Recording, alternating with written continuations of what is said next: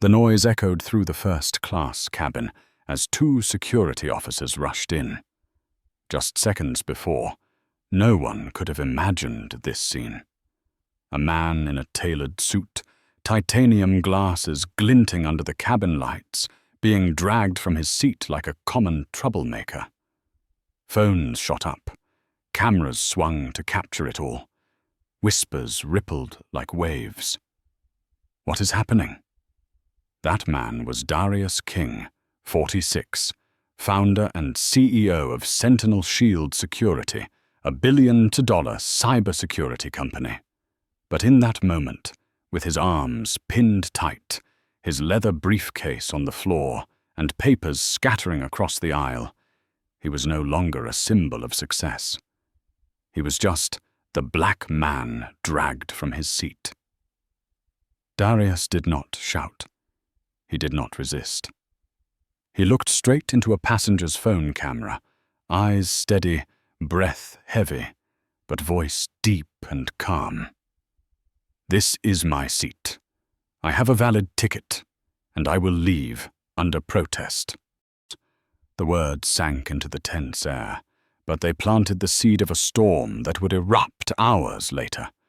The San Francisco morning was cool, sunlight piercing through the glass of a high rise. Darius stood before the mirror in his penthouse. His close, cropped salt and pepper hair, sharp features, and 6'2" frame were still solid despite years buried in boardrooms. He adjusted his navy tie. The reflection staring back at him was a man who had beaten every statistic, defied every prejudice, and risen to the peak of tech. "The car is waiting downstairs, sir," came the voice of Nadia Brooks, his 29-year-old assistant, over the intercom. "Thank you. Have the documents been uploaded?" All secured on the server, and White Tech confirmed the 4 p.m. meeting. Mr. Park does not like delays.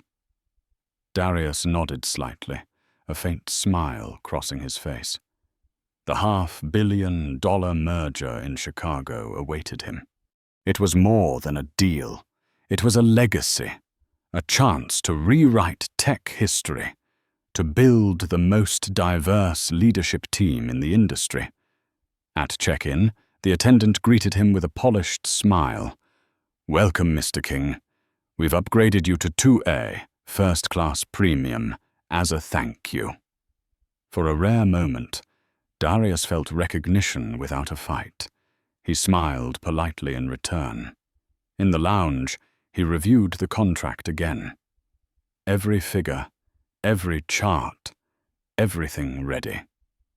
His life, from the boy in Harlem building computers out of discarded parts, to an MIT scholarship, to hundreds of rejections from venture capitalists, had led to this moment. The 10:30 flight was the final step. The cabin gleamed. Wide leather seats, warm wood panels, champagne flutes sparkling. He chose water, keeping his mind sharp. The white men around him cast fleeting looks, familiar glances that asked, "Does he belong here?" Darius was used to it.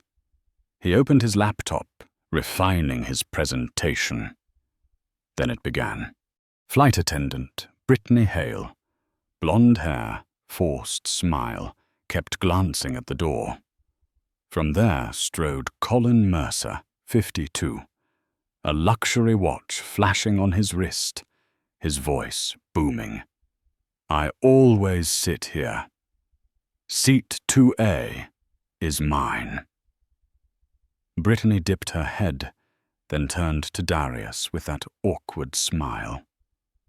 "Sir, there seems to be a seating mix-up.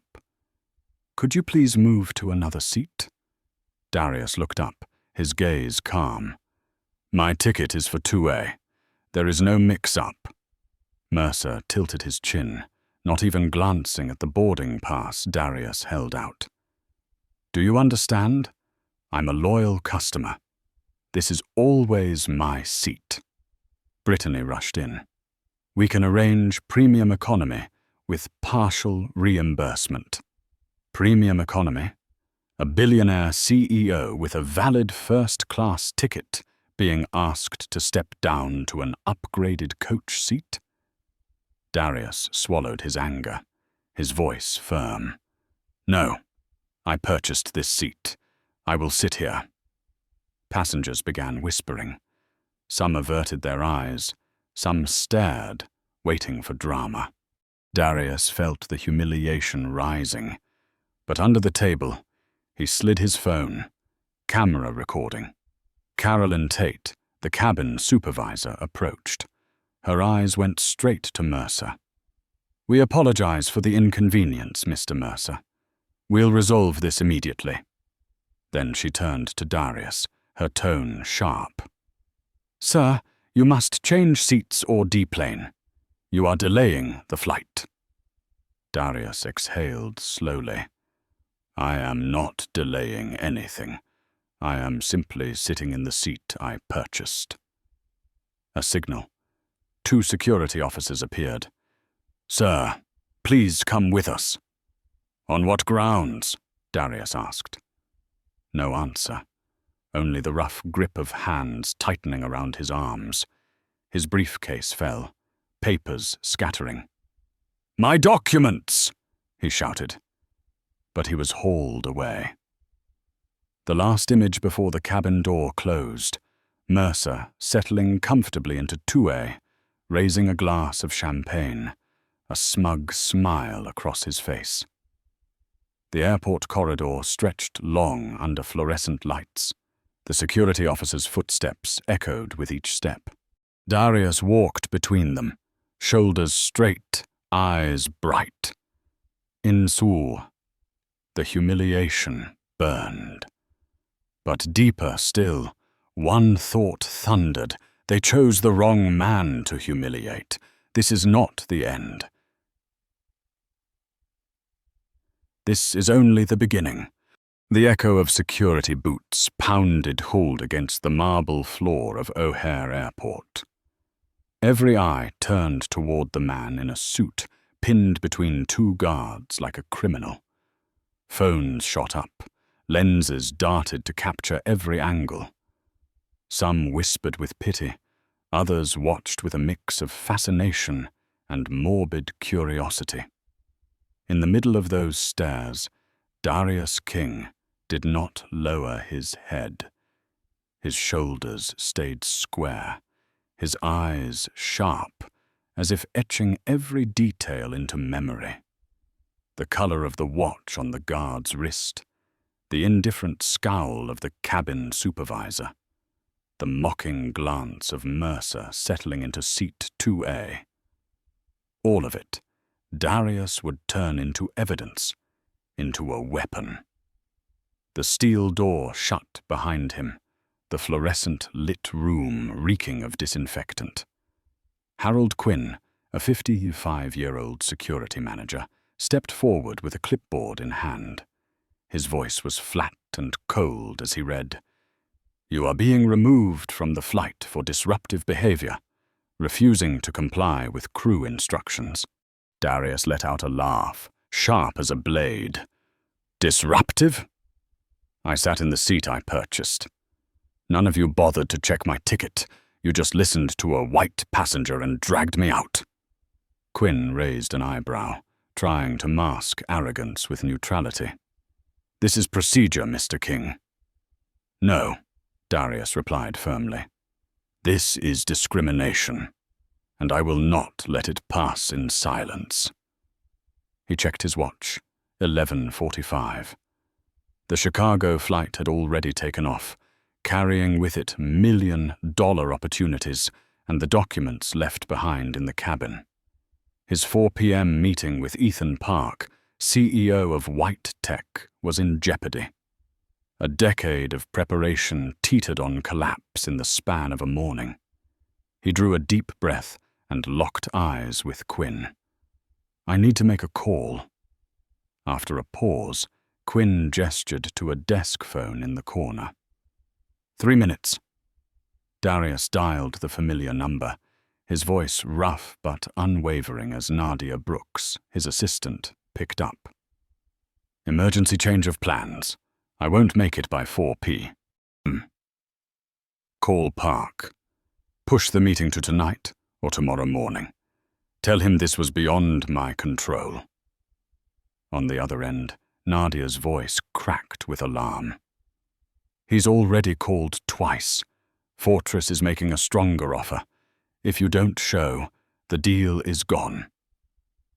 Darius closed his eyes, a stab of pain tightening in his chest, not only for the merger, but for Mercer's smug threat echoing in his head. "I always sit here." "Call Andre Lawson," Darius said, his voice regaining its steel. "Tell him I need him in Chicago immediately. Prepare all legal filings. This is no longer just about a flight." Andre Lawson, 47, a leading civil rights attorney and his childhood friend from Harlem. They had drifted apart, buried in their careers. But Darius knew, if anyone understood the truth behind systemic bias, it was Andre. In that moment, the decision was made. This was no longer about protecting a deal. This was about protecting dignity, for himself, for those who had always been quietly pushed aside. Quinn slid a report across the table. "Sign here, acknowledging disruptive behavior." Darius scanned the words, his lips curving into a bitter smile. "You really think I'll sign a lie like this?" Quinn's tone hardened. "If you refuse, the airline reserves the right to deny you service in the future." Darius lifted his head, eyes sharp as knives. "Go ahead and try. But before you file another report, this video will already be online. And I assure you, the public will care more than you imagine." He tapped the phone in his breast pocket. Yes, those few minutes of secret footage were the key, the fuse. As his belongings were returned, one of the younger guards, Ryan Keene, 41, cast Darius a troubled glance. He said nothing, but the flicker of regret was there. A stark contrast to Marco Diaz, 37, who remained rigid, his eyes hard with disdain. Darius noticed. He understood. In every corrupted system, some were swept along, while others knew it was wrong, but lacked the courage to resist. Out of the security office, Darius sat in a quiet corner of the terminal and opened the video. Frame by frame, Mercer's arrogance, Carolyn's bias, Brittany's unease, the brutal tug of security. And then the cutting words rang out clearly. "He doesn't belong here." His finger hovered over the delete button. Erase it, bury it as a nightmare, or keep it, ignite a storm. His eyes hardened. From deep in memory, his mother's voice whispered, "You can lose everything, but never your dignity." Darius saved the video to a secure server. No deletion, no hiding. He would turn it into proof, into a weapon for change. Outside, flights continued. Passengers bustled. The world seemed indifferent to a black CEO being dragged from his rightful seat. But inside Darius, a storm had risen. He was no longer just a businessman on his way to a deal. He was a witness, soon to be a plaintiff, and he vowed they would regret underestimating the man in seat 2A. Chicago's night spread like cold steel. From the 30th floor window, the city's lights stretched endlessly, but inside Andre Lawson's office the air was taut like a drawn wire. Andre, 47, square, jawed with piercing brown eyes, listened as Darius recounted every detail, from sitting down in seat 2A to the brutal yank of security, to Colin Mercer's triumphant sneer. Each word fell like a stone into still water, sending ripples of anger through the room. Andre folded his arms, leaning back in the leather chair, then snapped. "They handed you a lawsuit you cannot lose, Darius. But this isn't just about suing an airline. This is a takedown campaign. Mercer wasn't there by chance. I smell conspiracy." He pressed the intercom. "Bring the team in." The door opened. 3 figures entered, each carrying a piece of the puzzle. Sophia Reyes, 32, communications strategist with sharp eyes and hair tied back in curls. "This story will explode in the media. Your video is digital gold, but it must be released at the right time, in the right way." Daniel Wu, 44, corporate lawyer, glasses perched, clutching a stack of files. "If Mercer is a VP at Fortress Cyber, we dig deeper. Side deals, money transfers, hidden ties. They may have set you up to sabotage the merger." Kiara Johnson, 39, famed civil rights attorney, known for fire and steel. "They didn't just insult you. They wanted to show the world that even a black CEO can be dragged from his seat like a nobody. This case is symbolic." Darius looked at each face. In their eyes, he saw not only skill, but fire. Andre rose, marker in hand, and scrawled across the whiteboard. "Legal front. Kiara drafts charges for discrimination, assault, and economic damages. Daniel investigates Fortress, money trails, secret agreements, Mercer's involvement. Public front. Sophia builds a media campaign. Not loud outrage, but cold truth." The image of Darius, calm and composed as he was dragged away, that was the power. "We don't just react," Andre concluded. "We go on the offensive." Darius leaned back, eyes closed for a moment. His mother's image returned, calloused hands, tired shoulders after late night shifts. She once told him, "Hold your head high. When they try to pull you down, let your true self rise above." But he knew the cost this time could be brutal. Losing the deal, losing investor trust, possibly losing the company itself. Sensing his hesitation, Sophia softened her tone.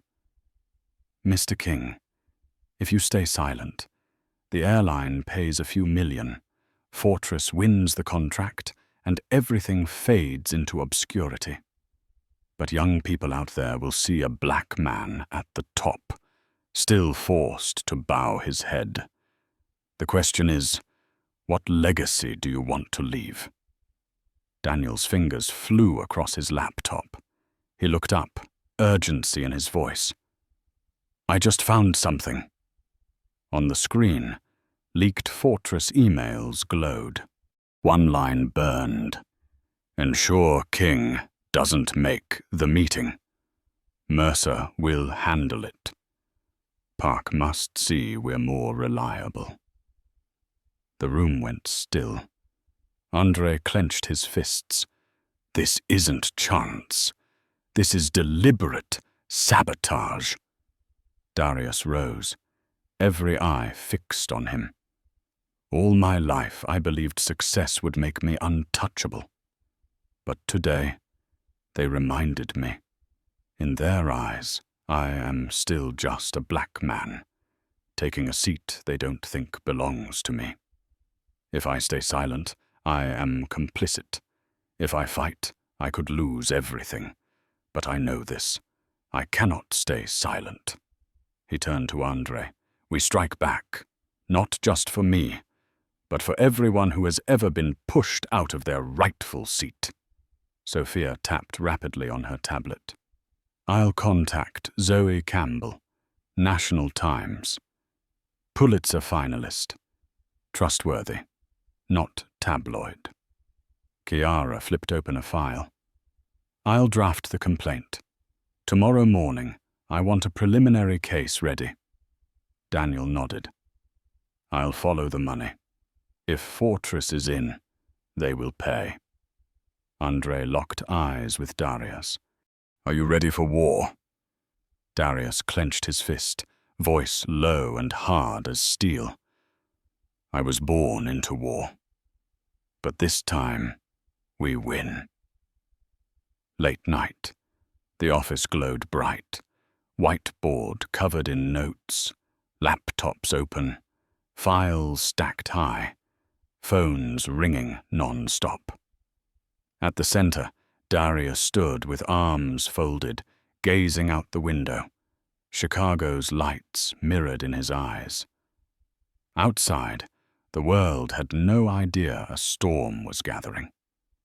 But he knew, when dawn came, not only National Airlines and Fortress, but the entire industry would shake. Morning in Chicago drifted in with fog over Lake Michigan. But inside the newsroom of the National Times, the atmosphere burned like fire. Zoe Campbell, 44-1, a Pulitzer-nominated journalist, typed furiously, every word and every sentence an arrow aimed directly at the truth. CEO Darius King forcibly removed from a valid first-class seat. Racism or corporate sabotage. The lead photo showed Darius with his back straight and his eyes calm as he was dragged away. It was no longer the image of a man defeated, but of a symbol. At National Airlines Communications Office, chaos reigned. CEO Franklin Pierce, 62, face flushed red, roared at his assistant. Why is this video spreading so fast? I want a report now. Who authorized Thornton to have a permanent claim on that seat? The airline's stock plummeted 12% in an hour. On social media, #Justice for Darius surged to the top of trending. Across town, Fortress Cyber shook as well. CEO Michael Harrington slammed a file onto the table. Get Colin Mercer on the phone now. His stunt has put the whole company in the spotlight. Prepare a press release. We cut ties with him immediately. But Mercer had disappeared. His phone switched off. In a limousine rolling down Michigan Avenue, Darius quietly monitored the news on his tablet. Numbers flashed. Video views. 3 million in 2 hours. National Airlines stock down 15%. Fortress down 8% and falling. Sophia leaned in with her report. CNN, MSNBC, Bloomberg, all want you on air right now. But I recommend we hold silence for a few more hours. Let the public outrage build first, then you appear as the lighthouse. Darius nodded. He understood. Silence, used wisely, was a strategy. At White Tech Industries' glass-walled boardroom, CEO Ethan Park, 53, fielded dozens of calls. Executives fretted. King is now at the center of a scandal. Partnering with him could drag us into crisis. Park frowned, but as he watched the video, his eyes shifted. Darius did not scream, did not strike back. He sat with dignity while being humiliated. Park whispered, "This is not a scandal. This is a moral test." By noon, Fortress issued a statement. The actions of Vice President Colin Mercer were personal and do not represent the company. Fortress Cyber remains committed to diversity and equity. Sophia scoffed as she read it. too late. The internet is already digging up 3 past labor discrimination cases Fortress quietly settled. They think they can escape? Andre cut in. But don't underestimate them. They won't sit still. I bet they are already planning to smear you, to paint you as opportunistic. That afternoon, a 72-year-old woman called Andre's office. Her voice trembled but was firm. "I am Emma Blackwell. I sat right behind Mr. King on that flight. I recorded a video, and I heard Mercer on the phone say, 'Don't worry, I'll make sure he doesn't make the meeting.' I can't stay silent anymore." Andre turned to Darius. The room froze for several seconds. This was the missing piece, the evidence that this was not just discrimination, but deliberate sabotage. Darius exhaled deeply, leaning back. The weight pressed harder on his shoulders, protecting the White Tech deal, waging legal war with national airlines, exposing Fortress and Mercer. Sweat dotted his brow, but his eyes still blazed. He knew danger was escalating. Anonymous threats had already arrived in his email. Private security had been reinforced. Kiara ended the evening meeting with steel in her voice. "They think you'll back down to protect your company. But once you've chosen this path, Darius, there is no turning back." Near midnight in his hotel room, Darius checked his phone. A message from his mother lit the screen. "I saw you on TV. Your father would be proud. Son, don't let them take your dignity." Tears pricked his eyes. He smiled faintly and whispered, "I promise, Mum.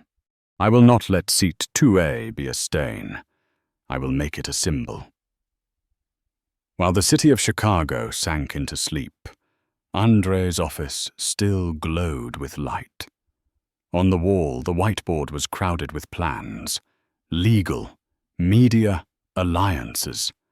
At the center, Darius stood with arms crossed, eyes fixed on the projected frame of Mercer's smirk. "Tomorrow," he said, voice low but resonant. "We strike first, and they will learn that dragging me from seat 2A was the biggest mistake of their lives."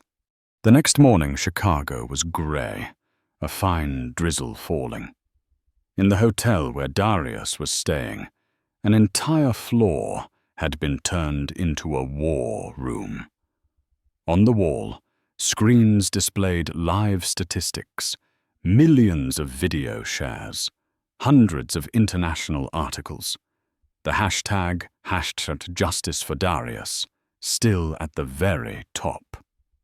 Sophia, eyes ringed from a sleepless night, still reported briskly. "National Airlines has lost another 600 million in market value. Fortress has dropped 11%. But White Tech, they are wavering. Their investment board wants a definitive answer before 3 this afternoon." Andre glanced at his watch. "That gives us less than 5 hours to shape the story. If Fortress seizes the narrative, the deal will collapse." At that moment, the big screen lit up with breaking news. Fortress CEO Michael Harrington appeared on CNBC. His voice was steady, his face solemn, carrying an air of authority. "We regret what Mr. King experienced," Harrington said. "But for him to turn a personal incident into an organized media campaign right before negotiations raises serious questions. Is this really a coincidence or a staged maneuver?" Every word was chosen to plant seeds of doubt. Sophia hissed through her teeth. "That's the smear. They want to paint you as an opportunist." Darius folded his arms, eyes like steel. "If they think I will remain silent, they do not know me." Emma Blackwell, a 72-year-old woman with a humble presence, entered the room. Darius rose to greet her. gratitude in his eyes. "You don't have to do this," he said. Emma smiled softly. "I stayed silent for 50 years in the face of injustice. I don't want to die with one more lance. Let me tell what I heard Mercer say." Andre nodded, his voice solemn. "You will be the key. Not an accusation, but a witness." Chiara opened her laptop, laying out the plan. "We hold a press conference at 2 o'clock, 1 hour before White Tech's board meeting. If we release the evidence in front of the public then, White Tech will have no reason to back away." Darius was silent for a few moments. He thought of nervous shareholders, of his employees at Sentinel Shield, of poor students on scholarship from his foundation. One wrong move, and all could be lost. Then he spoke softly but firmly. "We will go public. The truth will protect us, not silence." At the Marriott Hotel in downtown Chicago, more than 200 reporters crowded in, cameras trained on the podium. Flashbulbs strobed, the air thick with expectation. At exactly 2, the doors opened. Darius entered, followed by Andre, Chiara, Sophia, Daniel, and, most striking of all, Emma Blackwell leaning on her cane. Murmurs rippled. "Who is that?" "A real witness." Darius stood tall, his voice steady, needing no microphone. 5 days ago, I was dragged from my rightful seat. But what happened was not just discrimination. It was a conspiracy to bring me down, to sabotage a $500 million deal. And I have proof. Andre signaled. The large screen played the video. Mercer's arrogance, Carolyn Tate's bias, the security guards dragging Darius away. The room fell silent, but for heavy breathing. Emma stepped to the microphone, her voice trembling yet clear. "I heard Mercer on the phone say, 'Don't worry, I'll make sure he doesn't make the meeting.' He laughed as they dragged Mr. King out. I cannot stay silent anymore." Pens scratched furiously. Cameras clicked in rapid fire. Daniel presented next. "We uncovered internal Fortress emails referring to ensuring King is absent. This is not speculation. This is evidence of corporate sabotage." Sophia followed, her voice resolute. "This is not just the story of one CEO. This is the story of thousands who have been pushed from their seats because of prejudice. And today, we say enough." In the middle of the press conference, reporters' phones buzzed wildly. Breaking news. Fortress stock had fallen another 17% in just 20 minutes. National Airlines had lost 20% of its market value. The hashtag #boycottfortress erupted across social media. A reporter stood and asked, "Mr. King, are you not afraid this will kill your deal with White Tech?" Darius looked straight into the lens. Each word he spoke landed like a hammer. "If a deal requires me to sell my dignity to achieve it, then it is not a deal I want. But I trust White Tech is smarter than that." The press room exploded at his words. Reporters clamored with more questions. But in that moment, the image of Darius, calm, unyielding, standing for the truth, had already become a symbol broadcast across live screens. Across the city, White Tech CEO Ethan Park sat in his boardroom, watching the TV in silence. His executives turned to him, awaiting his decision. Park clenched the pen in his hand, his eyes blazing. "We will not abandon King. We need a partner like that." That afternoon, the Chicago sky broke open with a rare patch of light after the rain. But inside the 40-story glass tower of White Tech Industries, the atmosphere was thick and heavy. The investment board sat around a long oak table, their eyes fixed on the big screen, replaying the press conference. On the screen, Darius stood firm before the press, his voice resonating. "If a deal requires me to sell my dignity to achieve it, then it is not a deal I need." The room was silent. Then CEO Ethan Park put his pen down on the table, his voice deep and steady.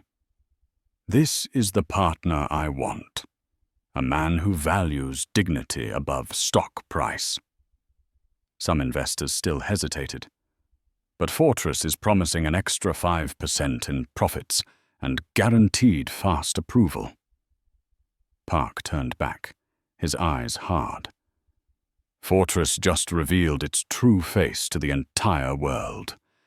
If we partner with them, investors will ask one question: whose side does White Tech stand on? I choose to stand on the right side. The decision was sealed. Darius did not yet know it, but the most important battle had already tilted in his favor. In the office of CEO Franklin Pierce, the phones rang non-stop. Reports poured in. Stock down 23%. Ticket cancellations up 40% in one day. Multiple sponsorship contracts pulled. Pierce clawed at his hair, roaring, "Get me Diane Reynolds, Brittany Hale, and both security officers. Suspend them all, and prepare a public statement. I will not let this company die over seat 2A. But his assistant whispered, "Sir, you should see the new video." The screen lit up with Emma Blackwell's recording, Mercer's voice clear. "Don't worry, I'll make sure he doesn't make the meeting." Pierce's face went pale. He understood instantly. This was not just a flight attendant's mistake. This was a plot involving a competitor, and National Airlines was at the eye of the storm. That evening, CNN aired a special segment. An anonymous source appeared, voice distorted, face blurred, claiming to have worked at Sentinel Shield, alleging that Darius repeatedly favored minority hires while overlooking other qualified candidates. Sophia slammed the table. "This is clearly Fortress paying someone to fabricate a story." Chiara frowned. "The problem is public opinion is quick to doubt. A scratch can be exaggerated into a wound." Darius sat silent for a few moments, then gave a faint smile. "Let them dig. I am not afraid of the truth. Sentinel Shield was built on fairness, not as a slogan, but as policy. We will release our hiring records, our diversity data. Light will shatter the shadows." Andre picked up his phone, dialing a familiar number. The voice of Regina Carter, CEO of a major healthcare conglomerate and longtime ally in equality efforts, came through. "Regina, it's time. I need public backing from the community of black leaders." Regina replied immediately. "I'll convene the group. If they dare smear one of us, they will face all of us." That very night, over a dozen Black and Latinx CEOs from different industries signed a statement of support for Darius. The message spread. "The theft of seat 2A from Darius King is a reminder that any of us can be a target, and we will not remain silent." Late at night, Darius sat alone by the hotel window. The city glittered with lights, but his mind was in turmoil. A text appeared from his mother. "Son, I know they are striking at you hard. But remember this, your father always said, You do not need to win in everyone's eyes. You just need to stand firm in your own. He closed his eyes, drawing a long breath. Tomorrow would be the turning point. The next morning at Andre's law office, the team gathered. On the screen, the breaking headlines scrolled. White Tech preparing official announcement. National Airlines calling an emergency board meeting. Fortress tripling its PR budget. Hiring counter-attack teams. Andre looked around the table. We must stay one step ahead. At 11, White Tech holds their press conference. If they announce the partnership, Fortress will strike back with everything they have. We need to be ready with our heaviest evidence. Chiara produced a thick dossier. We have gathered enough internal emails, witness statements, irregular financial reports from Fortress. Once released, they will not escape. Darius nodded firmly. Today everything will be decided. This is no longer about one seat. This is about who deserves a seat at the head of an entire industry. 11 o'clock approached. The White Tech press room in Chicago filled to capacity. Reporters jostled for space, lenses aimed at the podium. The entire tech world, millions of viewers, waited to see. Whom would White Tech choose? Fortress, the wealthy, powerful company now tainted with scandal, or Sentinel Shield under Darius King, the man humiliated yet unbroken? Darius adjusted his tie, his eyes shining with determination. In his heart, his father's words echoed, "You must choose to be the right man, not the easy man." The doors to the press room swung open.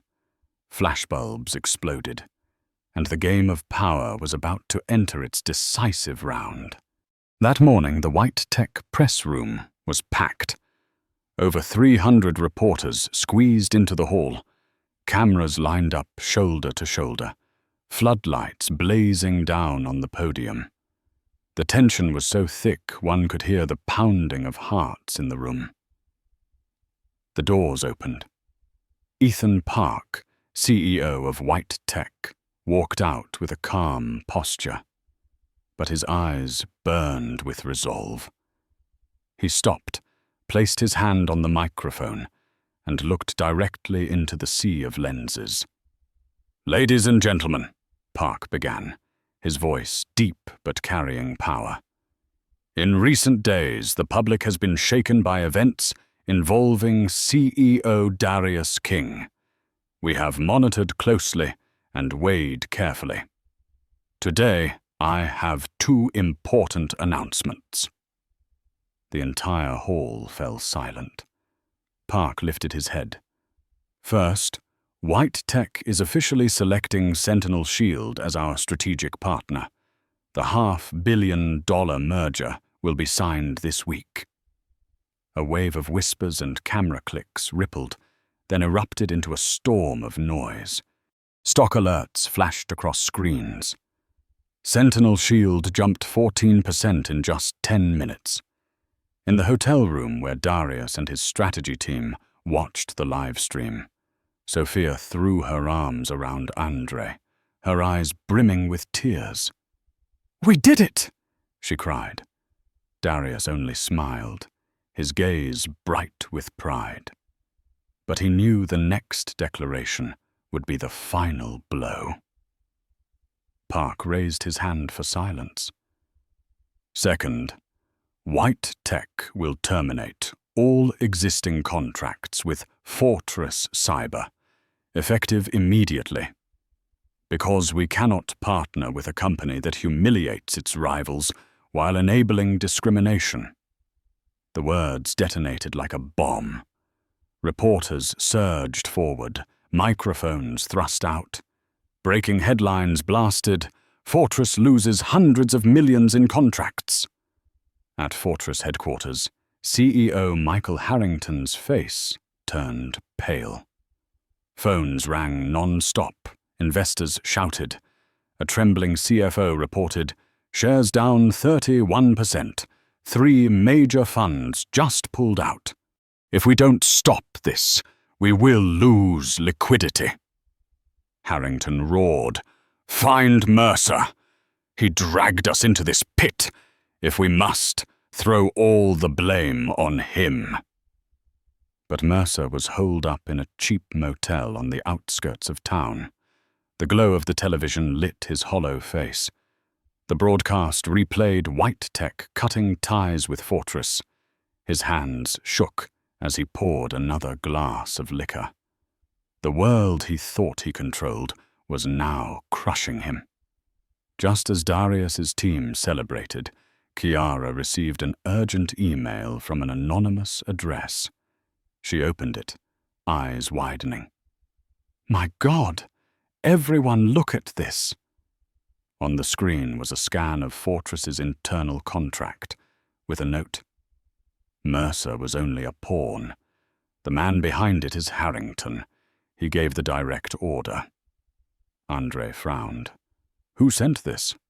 "No idea, but the metadata points to inside Fortress. Someone on the inside may be turning traitor." Darius narrowed his eyes, sensing a deeper layer. The war was not over. Fortress would not collapse easily, and now someone within wanted to drag the ship down with them. Meanwhile, Franklin Searsama, CEO of National Airlines, sat slumped in his office, his face contorted. Their promise of an internal investigation had been mocked by the public, while shares continued to free fall. His aide rushed in, panicked. "3 major law firms have refused to represent us. The pilots' union just demanded your resignation. We are on the verge of collapse." Pierce gripped his chair. He knew. Either he conceded and accepted Darius's demands for reform, or the company would dissolve. That afternoon, the group reconvened in Andre's office. News of White Tech dominated every channel, but on the table lay a new dossier, proof of Harrington's direct involvement.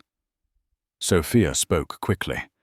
"If we release this now, Fortress will collapse completely, but they will retaliate with everything they have. And don't forget, National Airlines has not yet bent the knee."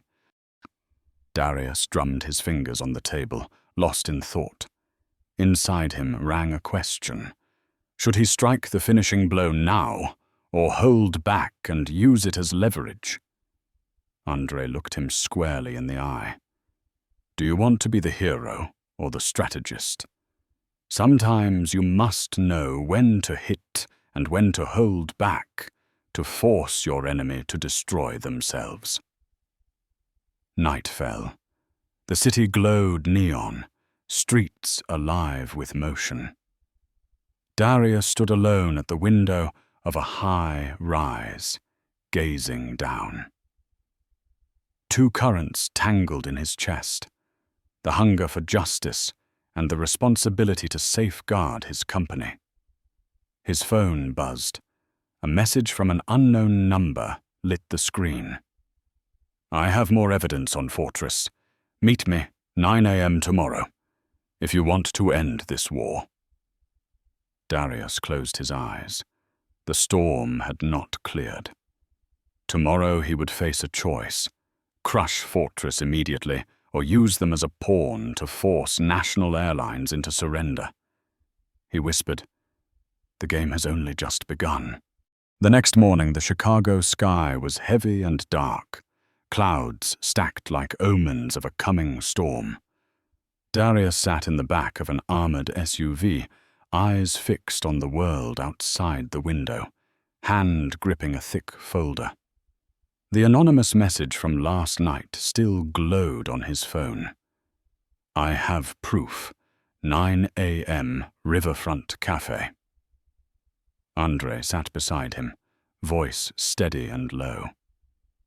It could be a trap, but if it's real, this is the strike that will finish Harrington. Darius nodded. We have no other choice. As long as Fortress is still breathing, they will strike back. The riverfront cafe was small, tucked beneath a rusted steel bridge. Inside, the smell of roasted beans mixed with the damp of the river. When Darius entered, a man in a dark coat was already seated, cap pulled low over his face. He looked up. Jeremy Collins, Fortress's Vice President of Operations, once Harrington's right hand. "Mr. King," Jeremy rasped, voice hoarse. "I can't stomach it anymore. Harrington gave the order. Mercer was only a pawn. He wanted to destroy your white tech deal at any cost." Darius's gaze cut into him. "Why speak now? Regret or bargaining?" Jeremy let out a bitter laugh. "Both. I know Fortress is sinking. I want to survive. Here." He placed a USB drive on the table. Emails, recordings, payment records. Harrington paid off a National Airlines supervisor to stage the 2A incident. This is the proof you need. Andre picked it up carefully. Kiara narrowed her eyes. "We'll need to verify. Why should we trust you?" Jeremy braced his arms on the table, voice cracking. "Because I'm the one who signed the transfers. If you want Harrington brought down, I'm the chain tied to his ankle." Darius stayed silent for a beat, then nodded. "If you betray us again, I'll make sure you sink with him." Jeremy bowed his head. "I have nothing left to lose." Meanwhile, in the glass tower of National Airlines, CEO Franklin Pierce stared at a wall of grim headlines.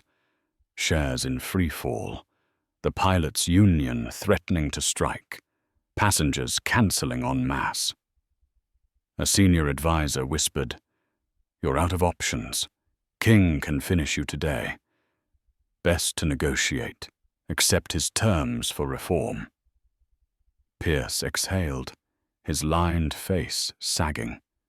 He knew, either bow to Darius or lose the legacy of 30 years. Back at Andre's office, the team crowded around a screen. Daniel Wu slid the USB into his laptop. Files spilled open. Internal Fortress emails, recordings of Harrington's cold voice. "Make sure he doesn't get that seat. I don't want King in that white tech meeting. Do whatever it takes, but keep him away from Park." Sophia's breath caught. "My God, this is the kill shot." Kiara's fingers flew across her keyboard. "I'll fold it into the case. This isn't just discrimination anymore. This is cross-industry sabotage." Darius leaned back, eyes burning with a hard flame. "It's time to force both Fortress and National Airlines to their knees." Andre dialed Pierce's office directly, voice sharp as steel. "Pierce, you have one last chance. Meet Darius King in person. If not, we go public with the evidence, and by tomorrow, your company is finished." A long silence, then Pierce's voice, shaking. "Fine. 7 p.m., the Drake Hotel. I'll be there." As the afternoon waned, Darius sat alone in his hotel room. In the mirror he saw the dark circles under his eyes, the wear of sleepless nights. But he also saw something else, the Harlem boy who once built computers from scraps, the man who climbed to the peak of technology, and now the symbol who was dragged from seat 2A, but rose again unbroken. He whispered, "They thought they humiliated me, but they handed me the chance to rewrite the rules." 7:00 p.m. The Drake's lobby glowed, reporters blocked outside. Inside a closed meeting room, Darius entered. Across from him sat Franklin Pierce, haggard, eyes rimmed red. Pierce spoke softly, his voice weighed down.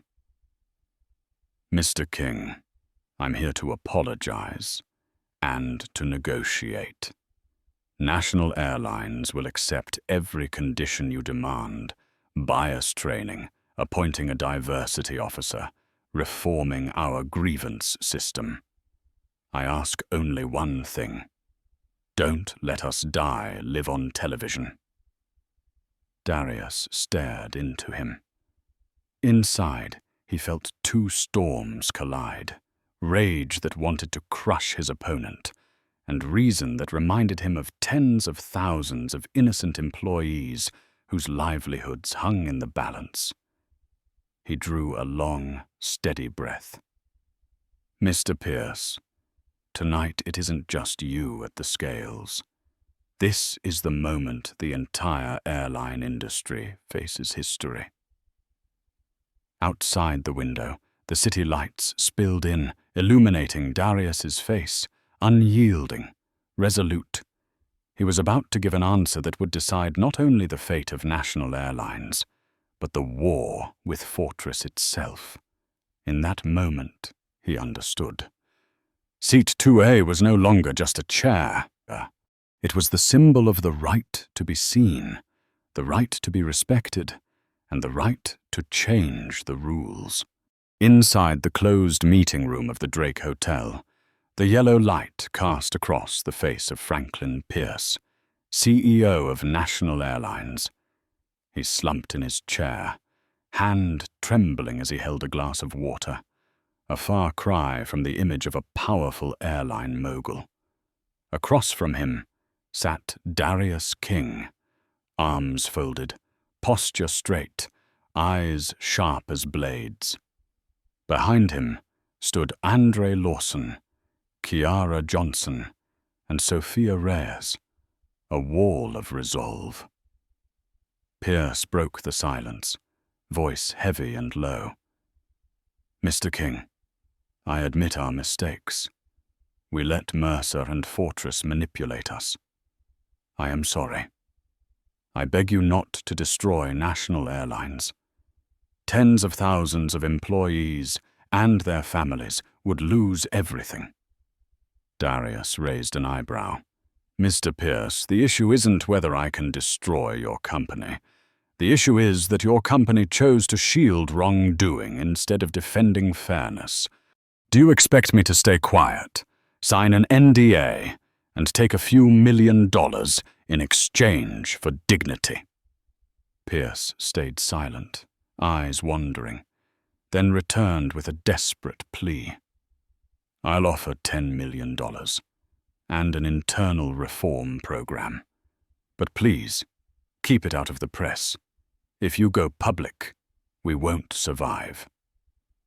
Andre cut in, voice cold.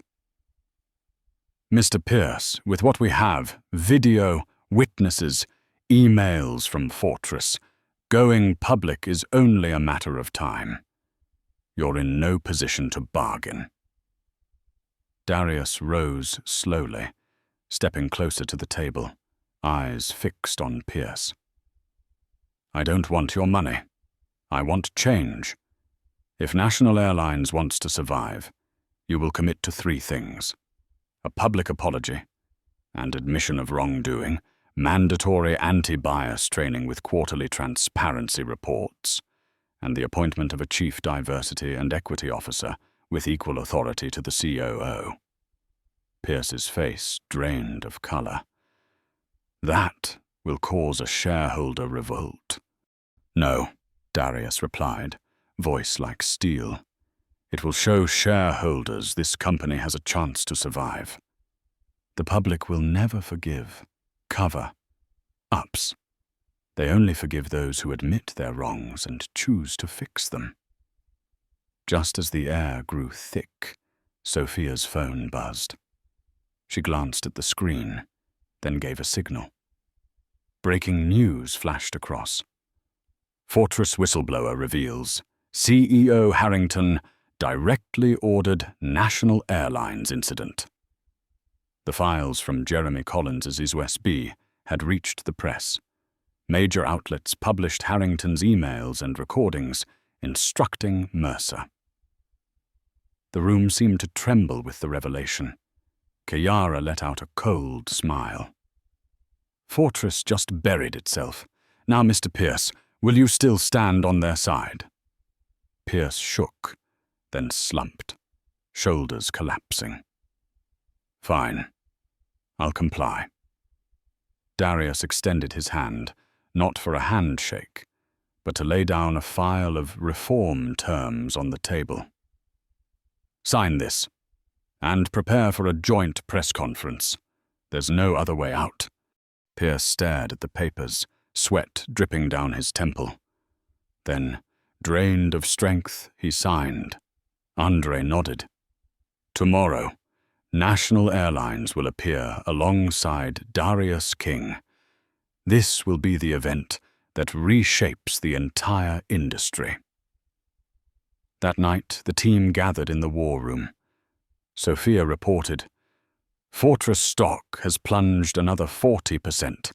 Investors are fleeing. The Department of Justice has opened a preliminary investigation into competitive sabotage. Harrington is now being hunted." Daniel Wu added, "We've dragged a snake into the light. But remember, it will thrash before it dies." Darius looked around the table. His team's eyes glowed with faith. But beneath it, he saw the wear of long, grueling days. He spoke softly. "Tomorrow, we don't just end this fight. We begin a new era. A first-class seat can never again be a privilege of skin color."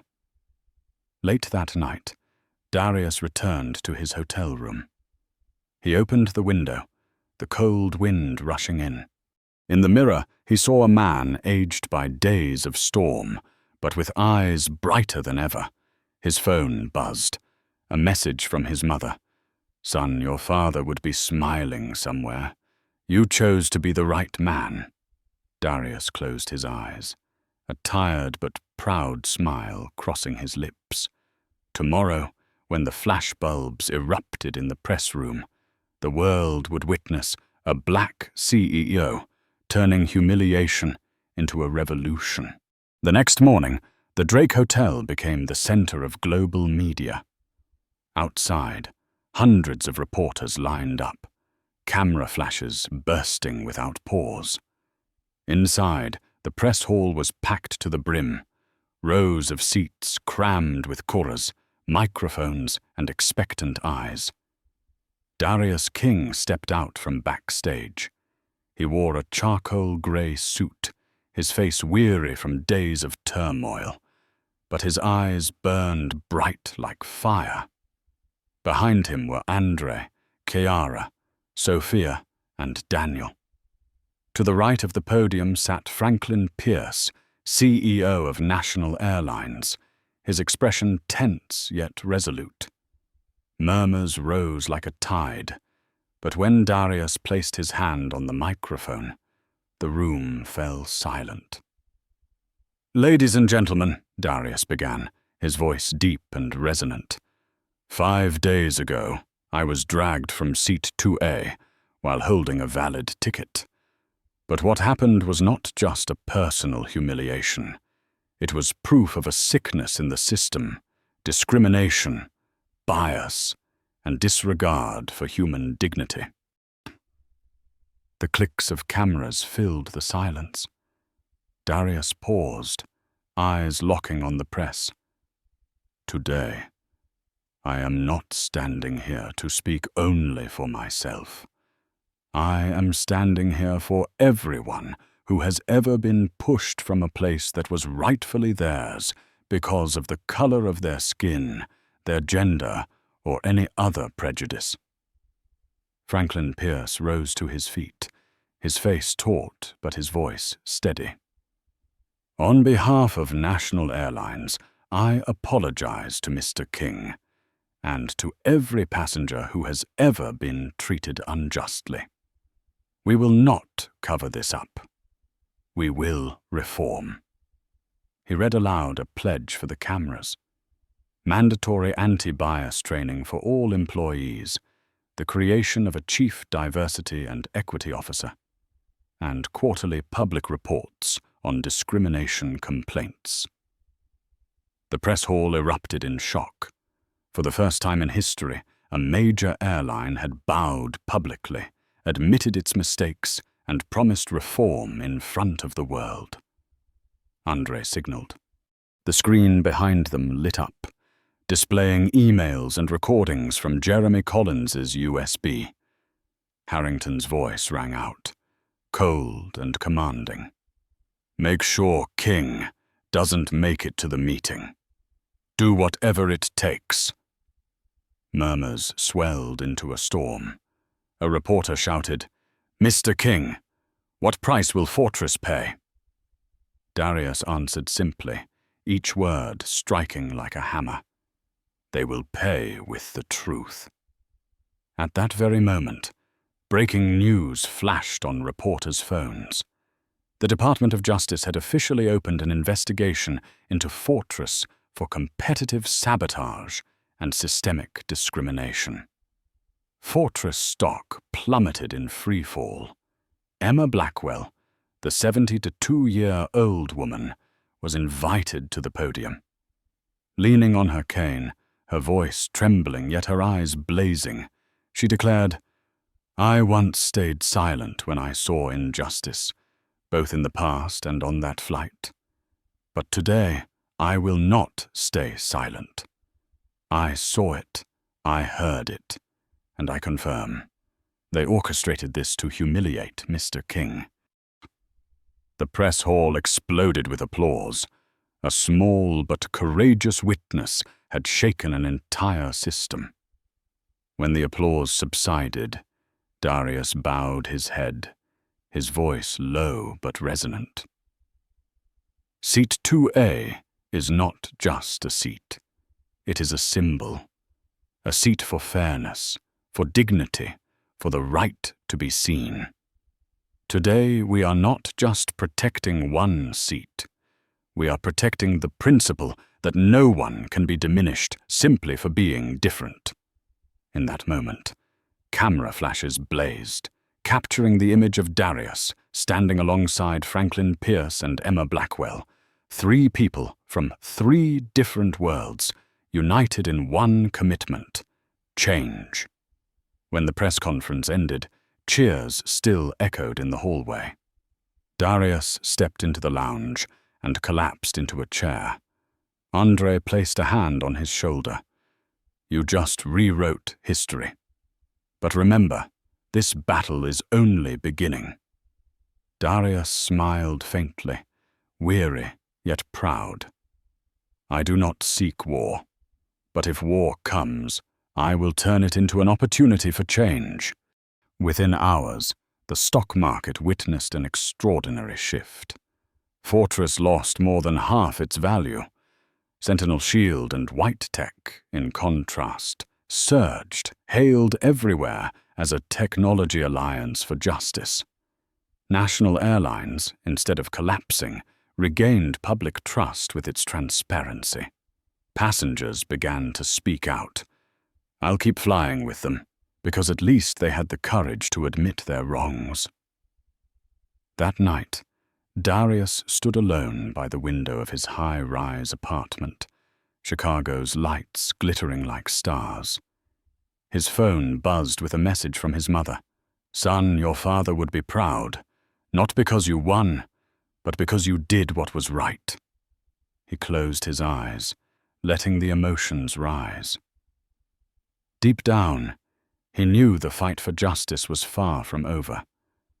But today, he had turned humiliation into a turning point. He whispered, "Seat 2A was never just a seat. It is a reminder that everyone deserves a place in this world.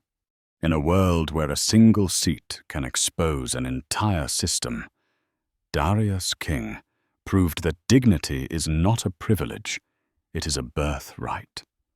One silent refusal, one step taken with his back straight, transformed humiliation into a symbol of justice.